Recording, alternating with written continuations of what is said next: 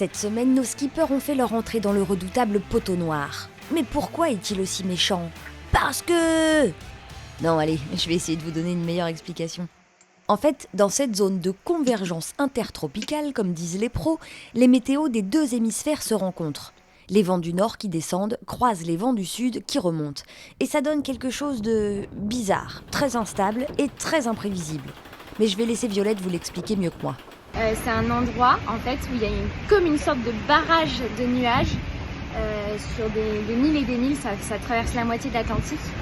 Et ce barrage, on peut mettre plusieurs jours à le traverser parce que souvent il n'y a pas de vent et puis le vent est très instable, il peut y avoir des rafales d'un coup suite à un grain. Cette nuit, j'ai commencé en fait au-dessus de ma tête, il y avait des étoiles et je voyais devant moi un énorme nuage, mais immense. Il y avait aussi des éclairs dans les nuages pour ajouter une petite touche de terreur. Enfin, j'ai vraiment l'impression de rentrer dans un nouveau monde, quoi. En tout cas, voilà, le poteau noir, c'est quelque chose, c'est surprenant, c'est un monde parallèle.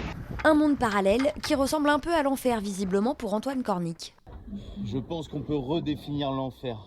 Et c'est comme ça depuis 1h du mat'.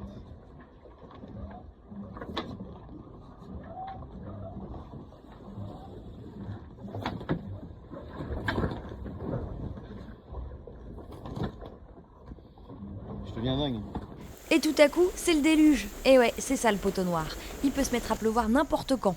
Et attention, pas 3 gouttes. Là, on est plus sur de la pluie tropicale, vous voyez ?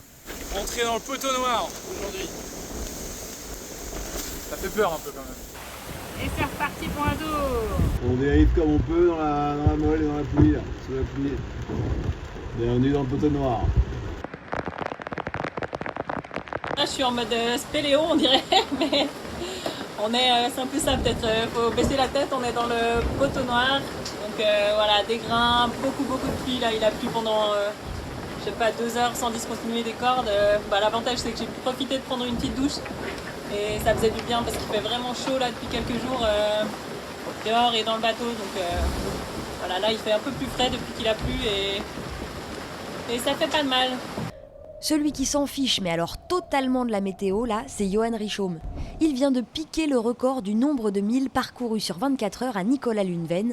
Et il crâne un peu. Hein. Bon, j'ai un petit message pour Nico Lulu, mec, je suis désolé, je suis vraiment triste pour toi.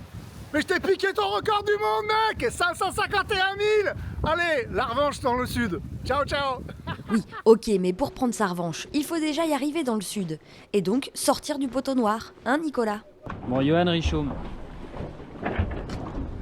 Je suis dans le poteau noir. 0 nœud. Je me fais doubler par les algues. Et en plus, j'apprends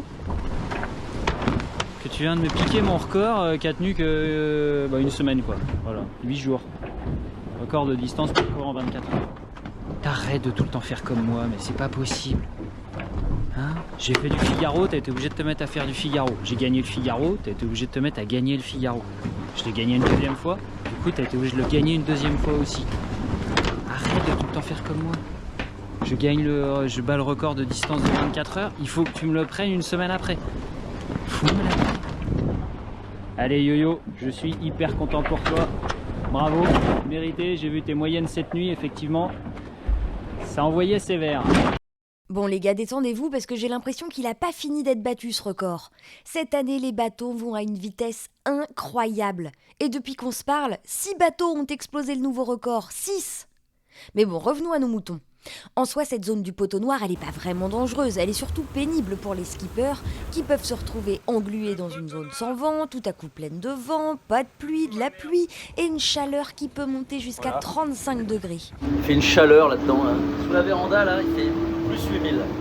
Ils doivent sans cesse faire des manœuvres et changer de voile, alors ils n'ont qu'une hâte, c'est se dépatouiller de cet enfer et du stress de perdre des places en y restant coincés trop longtemps. La stratégie, c'est d'essayer de trouver un trou avec les nuages en regardant la carte satellite, et essayer de trouver un trou de souris pour m'arrêter le moins possible dans ce poteau noir. Je suis au taquet là, j'ai pas eu l'occasion de beaucoup dormir parce que ça va vite, mais je suis au taquet pour la suite, on lâche rien. Et la suite, c'est le passage de l'équateur pour se retrouver enfin la tête en bas dans l'hémisphère sud. Une étape de taille pour tous nos navigateurs. Ah, vous savez ce qui se passe aujourd'hui? On va franchir l'équateur dans quelques minutes. On va quitter l'hémisphère nord pour rejoindre l'hémisphère sud. Alors, pour tout avoir, il faut regarder ce petit chiffre là, la latitude. Et ben, elle défile, elle défile, elle défile. C'est un peu comme quand vous regardez, quand vous passez les 100 000 avec votre voiture. Ben, c'est un peu pareil. À un moment donné, ça va passer à 0, 0, 0, 0. Et le N, qui signifie nord, va passer en sud. Alors, est-ce que vous êtes prêts pour basculer? Banco, yes! Équateur, on a passé l'équateur. Trop cool! Une belle étape de franchie, c'est génial! Bon, je vous fais pas le coup de mettre la caméra à l'envers pour dire que j'ai la tête en bas, mais je me fais pas de soucis dans les 40 concurrents, il y a bien un petit malin ou deux qui vont vous le faire. J'ai la tête en bas. Comment c'est possible? Ah, je crois qu'on est dans l'hémisphère sud. Enfin! Et il y a une tradition chez les marins au passage de l'équateur. Ils remercient Neptune, le dieu romain de la mer, de les avoir laissés passer en lui faisant une offrande. Et on critique pas le style, on avait dit. Hein. Eh ben nous y voilà, à bord de Blue Papicile, nous venons de franchir l'équateur. Alors comme le veut la tradition, on va faire une offrande à Neptune et à Poséidon. Et cette année, ce sera un petit peu de rhum. Voilà, c'est pour Neptune. Waouh!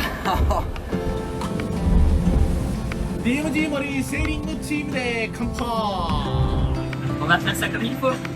Merci de me laisser les clés pour passer ici. J'ai pas tout compris, mais je suis quasiment sûre qu'il a dit un truc du style ouais super, merci Neptune, ouais champagne, wouh. Il faut savoir qu'il est 8h du matin et que j'aime pas trop l'alcool. Mais bon, comme j'ai trop peur des traditions, bah je vais le faire parce que après il va m'arriver des trucs et je vais me dire oh non c'est parce que j'ai pas fait l'offrande à Neptune. Bon, alors déjà faut l'ouvrir. Et là c'est parti pour une belle démonstration. Ah, comme ça. C'est comme ça je crois. Oh non, je l'ai trop enfoncé. Oui, bravo Violette. Mais pour le prochain Vendée Globe, tu apprends à ouvrir une bouteille et à mettre ton téléphone dans le bon sens s'il te plaît pour les vidéos. Mais voilà, on y est. Quasiment tous nos skippers ont passé l'équateur. Tous sauf le hongrois Szabolcs Vörös, pas facile à dire, qui est un peu à la traîne, mais avec un joli slip. La flotte est divisée en 2 paquets. Le premier, mené par Charlie Dalin, pulvérise tous les records de vitesse. Le deuxième essaie de suivre dans des conditions météo un peu moins favorables. Alors les copains devant là, ils sont là. Et nous on est là. On est plutôt sur Bob Marley là quand même. Hein. Louis MacGyver Burton, qui avait réparé son bateau, continue d'avancer et savoure chaque instant. Pour l'instant, ça a l'air d'être totalement stable. Donc je suis très content et je voulais en profiter pour vous remercier pour les très nombreux messages de soutien que vous m'avez adressés, que vous m'adressez tous les jours. Ça aide à remettre du gaz dans la machine. Et dans cette course folle, Clarisse prend quand même le temps de faire une micro-pause pour apprécier le paysage. Je ralentis le bateau de dîner pour 3 minutes parce que c'est trop beau. Et c'est le problème de ces bateaux, c'est qu'on est quasiment pas dehors et regardez cette couleur de la mer. Voilà, allez je retourne à ma fusée. Sur sa fusée à lui, Thomas Ruyant fait face à une sacrée tuile. Ouais, là je sais pas comment je vais régler le problème, je vais devoir faire comme ça jusqu'au bout. C'est con parce on m'avait un peu prévenu. On m'avait dit qu'il fallait prendre 2 coups et j'ai pas écouté. Bon voilà, c'est comme ça, le pot est bientôt fini et il va falloir faire avec et ça jusqu'au bout. Bah voilà Thomas, faut toujours écouter ses parents. Heureusement, en cas de coup dur comme la fin de la confiture, ils sont pas vraiment tout seuls nos skippers. Les enfants, je vous présente Ouchou et puis Jean. Jean qui est acteur dans le film La Vallée des Fous. C'est la sieste actuellement dans le bateau avec grand cœur. J'ai un nouveau visiteur à bord de l'IMOCA Groupe du Breuil. Regardez, Adélie, le manchot, la mascotte du Vendée Globe. Elle est venue avec un petit mot de mon papa. Je suis Adélie, je rêve de faire le Vendée Globe et je vais le faire C'était choisi pour ça. J'ai découvert un passager clandestin qui s'est caché à bord de mon bateau pour ce tour du monde. Alors j'étais censée être en solitaire pendant 3 mois. Petit pois. Benjamin Ferré s'est même fait un copain pour de vrai, lui. Oh, petit bonhomme. Bon, on va s'occuper de toi. Qu'est-ce qui t'est arrivé, mon petit loulou? Et oui, ils aiment les petites bêtes, nos skippers. Et ils aiment aussi leur belle planète bleue. D'ailleurs, ils sont 25 à avoir emmené du matériel scientifique pour récolter des données sur le réchauffement climatique. Arnaud Boissière, Louis Duc ou Denis von Winberg ont par exemple largué leur bouée météo. Elles serviront à collecter des données très précieuses pour les prévisions et la recherche sur le climat. C'est une petite balise qui va émettre pendant hyper longtemps apparemment. Et ça va aider nos amis scientifiques, c'est pas mal. Si on peut servir à quelque chose pour une fois. 5, 4, 3, 2, 1.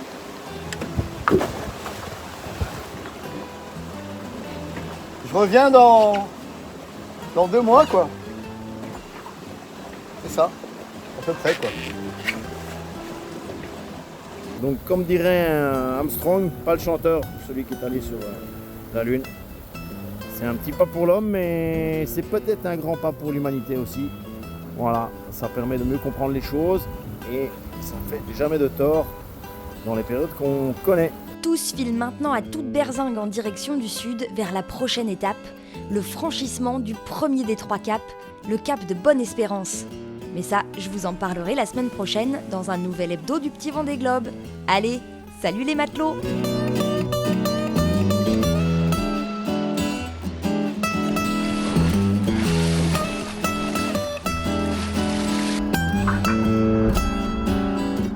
Les crocs au fond de la poubelle. Je veux. Non. Génial.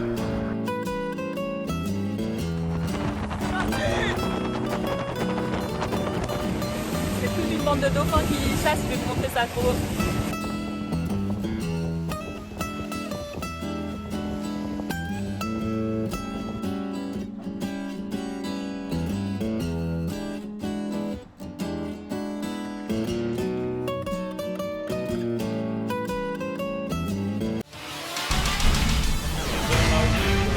Ça doit être